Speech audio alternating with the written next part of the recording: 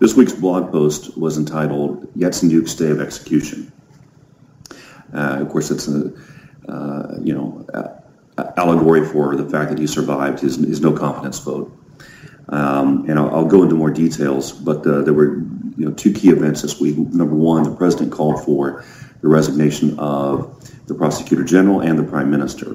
That's significant because up until now he had been steadfastly backing the prosecutor, even in spite of a lot of Western criticism from Canada, from the U.S., from the EU, and so forth. That was the first part. The second part, calling for the resignation of the prime minister.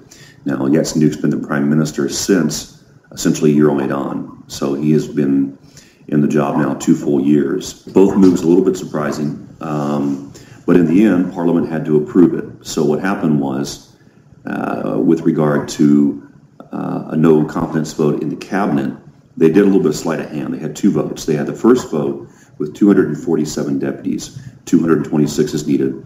247 basically said, we don't approve of the work of the government. So it's a slap on the wrist, but we're not going to fire you. And then on the second vote, regarding the prime minister, 194 deputies voted to dismiss the cabinet. And this is very significant because I'll come back to this. So even though everyone talks about, well, Yatsenyuk survived with 194, it was actually the cabinet. So first they 247 said, you're doing a bad job, and 194 said, you're actually doing such a bad job, we're going to fire you. And we'll come back to that in just a minute. Now, regarding the prosecutor general,